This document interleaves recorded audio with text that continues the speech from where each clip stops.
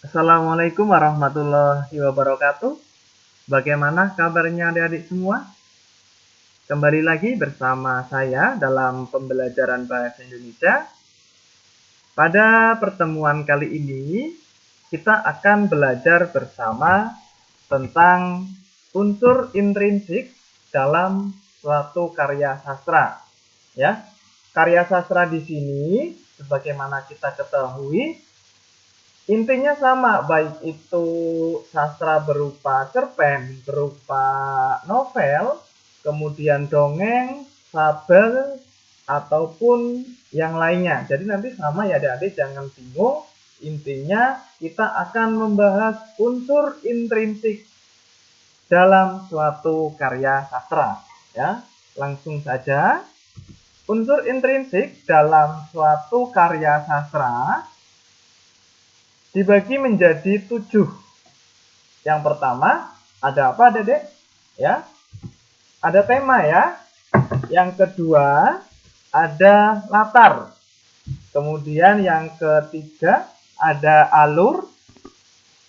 Kemudian ada tokoh dan penokohan. Yang kelima, ada sudut pandang. Kemudian yang keenam, ada gaya bahasa atau yang lebih kita kenal dengan majas. Kemudian yang ketujuh, ada pesan moral atau amanat. Oke, jadi dalam suatu karya sastra, unsur intrinsiknya itu terdiri atas 7 bagian. Untuk lebih jelasnya akan kita bahas bersama ya. Yang pertama ada tema. Tema itu apa sih? Jadi, tema itu merupakan gagasan, ide, atau pikiran utama yang digunakan sebagai dasar dalam menuliskan cerita. Jadi, ketika kita mau menuliskan sebuah karya, baik itu cerpen atau novel, kita tentukan terlebih dahulu temanya. Temanya apa sih? Jadi, dalam sebuah cerita tentu saja disuguhkan beberapa masalah ya, ataupun konflik. Nah, konflik atau masalah ini nantinya yang akan membentuk sebuah tema.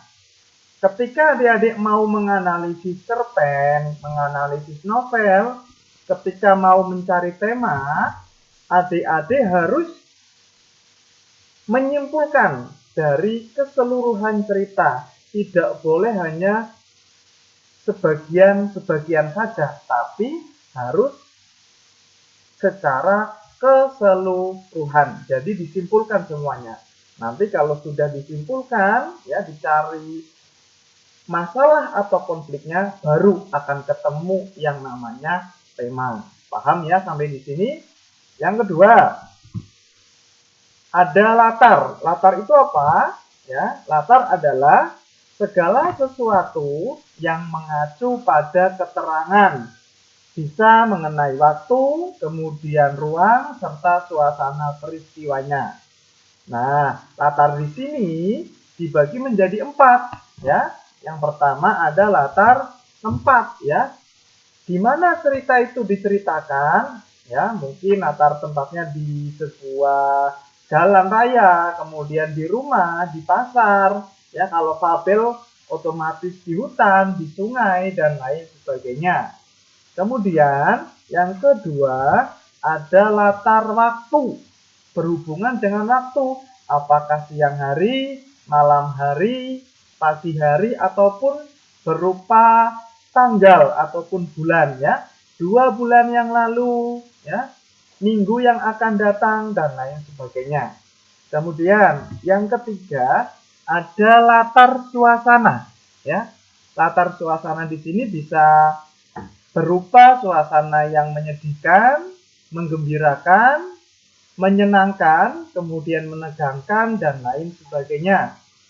Terus yang keempat adik-adik ada latar sosial. Di sini apakah dari sosial atas ya, menengah, ataupun sosial bawah.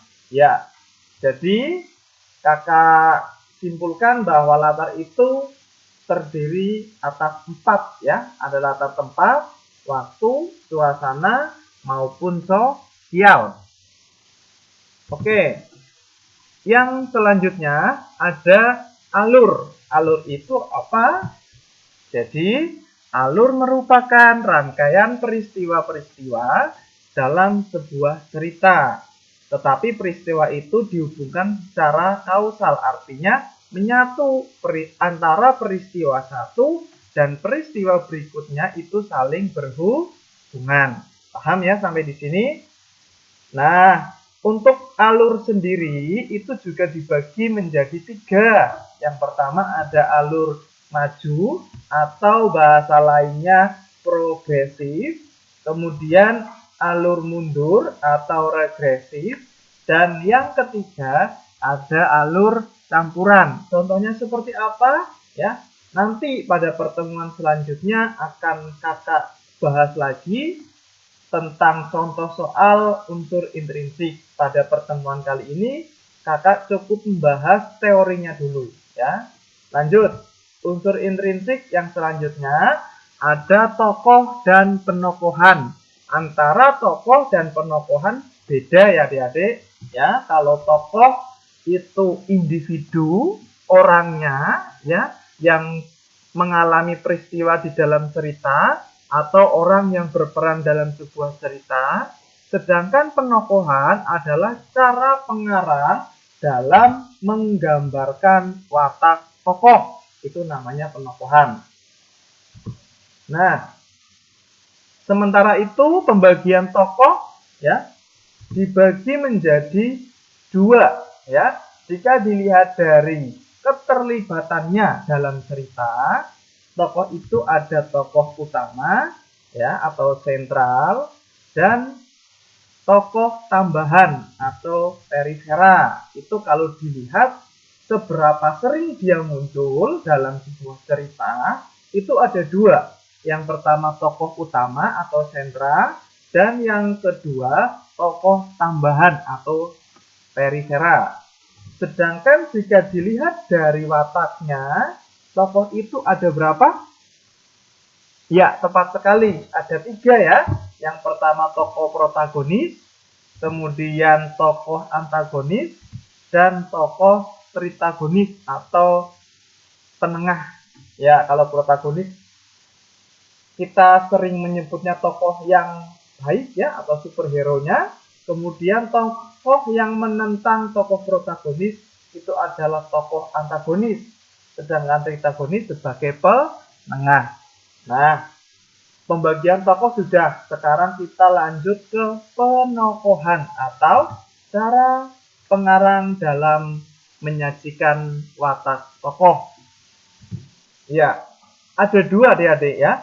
Penokohan itu dalam karya sastra dibagi menjadi 2. Yang pertama secara langsung, artinya segala sesuatu yang berkaitan dengan tokoh dijelaskan secara menyeluruh oleh pengarang. Sedangkan tidak langsung itu segala sesuatu yang berkaitan dengan tokoh tidak secara langsung dijelaskan oleh pengarang, melainkan bisa melalui jalan pikiran tokoh, kemudian melalui perbuatan atau tingkah laku tokoh, melalui sikap tokoh, kemudian dialog atau ucapan tokoh, dan yang kelima ada penggambaran tokoh lain ya. Untuk lebih jelasnya besok kita bahas pada pertemuan selanjutnya. Yang selanjutnya ada sudut pandang. Nah, di sini sudut pandang itu apa? Sudut pandang adalah posisi pengarang terhadap peristiwa-peristiwa di dalam cerita. Pengarang apakah menceritakan dirinya sendiri atau menceritakan orang lain ya, itu namanya sudut pandang. Sudut pandang dibagi menjadi 2 adik-adik ya. Yang pertama sudut pandang orang pertama dan yang kedua sudut pandang orang ketiga. Nah, sudut pandang orang pertama sendiri dibagi lagi menjadi 2. Sudut pandang orang pertama tokoh utama dan sudut pandang orang pertama tokoh sampingan. Ya. Kita bahas dulu yang pertama, sudut pandang orang pertama tokoh utama. Ya, kakak jelaskan. Bahasa gampangnya seperti ini. Ya, penulis adalah aku. Ya, kata gantinya menggunakan kata ganti aku.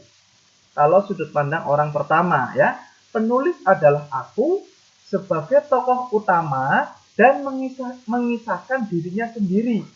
Jadi, penulis itu diceritakan sendiri dalam karya sastra tersebut, ya. Jadi mengisahkan dirinya sendiri, tindakan dan kejadian di sekitarnya, ya. Sementara itu, sudut pandang orang pertama tokoh sampingan, ya, penulis adalah aku dalam cerita, tetapi dia bukan tokoh utama, ya. Jadi keberadaan aku sebagai tokoh sampingan itu hanya sebagai saksi atau kawan tokoh utama. Di sini aku adalah narator, ya, atau orang yang bercerita tapi menceritakan kisah yang dialami tokoh lain yang menjadi tokoh utama. Artinya dia hanya sebagai saksi atau kawan. Ya, bahasa gampangnya lagi seperti ini. Kalau tokoh utama, ya, sudut pandang orang pertama tokoh utama itu dia menceritakan dirinya sendiri dan dari awal sampai akhir dia muncul. Tapi kalau sudut pandang orang pertama tokoh sampingan, dia munculnya mungkin ketika hanya di awal, di tengah, ataupun di akhir. Itu pun hanya sebagai saksi atau kawan tokoh utama. Ya. Selanjutnya, yang kedua ada sudut pandang orang ketiga. Sama seperti sudut pandang orang pertama, orang ketiga juga dibagi menjadi dua. Yang pertama, sudut pandang orang ketiga serba tahu atau maha tahu. Dan yang kedua, sudut pandang orang ketiga terbatas. Nah, untuk sudut pandang orang ketiga serba tahu, intinya, ya, segala sesuatu yang dia lakukan, ya, menggunakan sudut pandang orang ketiga itu kata gantinya dia. Kalau tadi sudut pandang orang pertama aku, sudut pandang orang ketiga dia, ya. Segala sesuatu yang dia lakukan, pengarang mengetahui semuanya, ya. Mulai dari tokoh yang diceritakan itu bangun tidur, sampai tidur lagi, pengarang tahu dan menceritakan semuanya. Itu berarti sudut pandang orang ketiga serba tahu. Sedangkan sudut pandang orang ketiga terbatas, itu segala sesuatu yang dia lakukan atau yang tokoh tersebut diceritakan, pengarang tidak tahu semuanya, melainkan hanya sebagian. Oke. Paham ya sampai di sini? Kita lanjut ke unsur intrinsik yang selanjutnya atau yang keenam, yaitu gaya bahasa, ya. Gaya bahasa itu teknik, ya, atau cara khas yang digunakan oleh pengarang dalam menggunakan bahasa untuk menimbulkan efek estetis atau keindahan dalam suatu karya sastra. Kayak gaya bahasa sendiri lebih kita kenal dengan istilah majas. Macam-macam majas banyak sekali, ya. Namun kakak beri ringkasannya saja. Yang sering muncul dalam soal itu ada majas personifikasi, ya, benda mati seolah-olah hidup seperti manusia. Kemudian metafora, ya, kiasan atau perumpamaan makna bukan sebenarnya, hiperbola melebih-lebihkan, ya. Kemudian litotes ini kebalikannya, merendah. Kemudian ada simil, ya.